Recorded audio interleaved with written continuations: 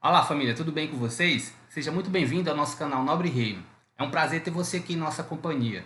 Ainda não faz parte da nossa família? Então ative o botão de inscrição e o sininho das notificações, para você não perder nenhum dos nossos conteúdos.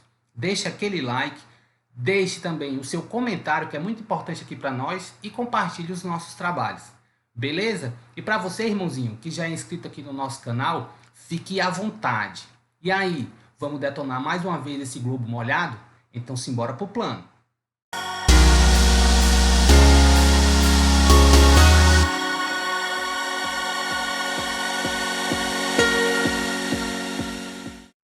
Salve família!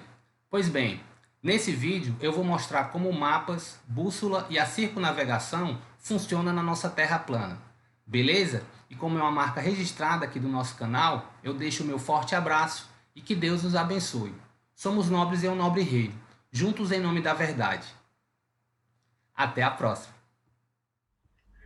There is a popular myth taught to school children, which most adults today still believe, that people in history have traveled in perfectly straight lines, eastwards or westwards, and eventually arrived back at their starting point.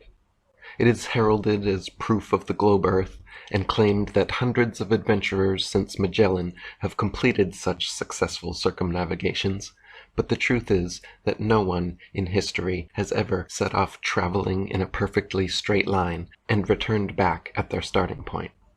All successful circumnavigations in history, whether by sea or air, have instead followed the same pattern, which is sailing or flying the most convenient route from port to port, stopping for supplies and refueling until a complete circle has been made. Not a single sailor or aviator in history has or could travel only in the same one perfectly straight direction and magically arrive back where they began. This ridiculous lie becomes obvious when critically examined, but when taught to young children, successfully bends and warps their minds into accepting globe indoctrination. Unlike the cardinal directions on a compass rose, north, south, east, and west on Earth are not simply straight lines separated by 90 degrees. North, rather than being an upward shooting arrow, is actually a point, a center point, the center point of the entire Earth, known as the geographic North Pole, situated directly below Polaris, the North Pole star, the only motionless star in the heavens, which marks the exact northern center point of the sky. South, rather than being a downward shooting arrow, is actually every line tangent to the northern center point, or in other words, every straight line extending outwards from the North Pole heads due south. East and west, rather than being right and left facing arrows, are actually clockwise and counterclockwise circles around the pole. The sun, moon, and stars all rise in the east and set in the west, making perfect circles over and around us every day. As you can observe, they travel in a circular westward path over and around the Earth, and do not all travel in a straight leftward direction as suggested by a compass rose. Likewise, navigators since ancient times have used Polaris to guide their ships, knowing that Polaris was the heavenly North Pole, south was traveling keeping your back to Polaris, east meant traveling keeping your left shoulder 90 degrees to the pole star, and west meant traveling keeping your right shoulder 90 degrees to the pole star. All circumnavigations in history have been eastwards or westwards, and never northwards or southwards, because the latter is geographically impossible.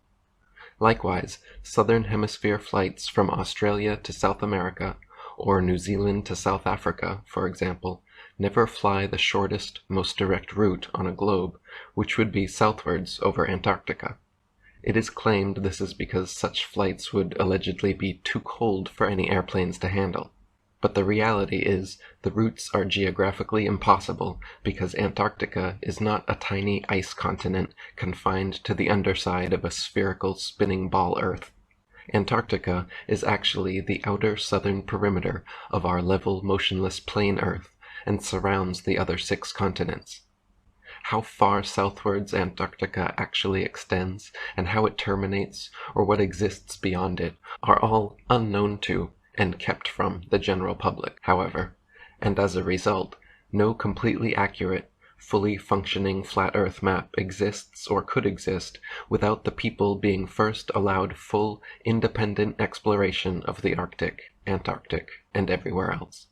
There are, however, several maps which work as good visual aids for approximating the geography of our flat stationary Earth.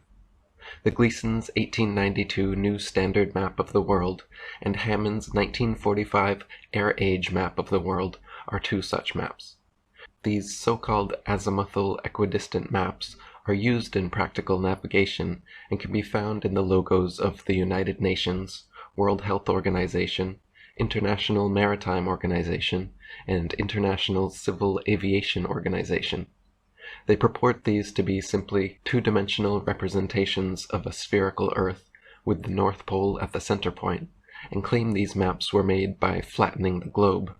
But just the opposite is true, and the globe, specifically the so-called continent of Antarctica, was made by spherizing our flat Earth and bundling the expansive outer perimeter into a cramped, oddly shaped ice continent under the ball, kept off limits by treaty from the general public.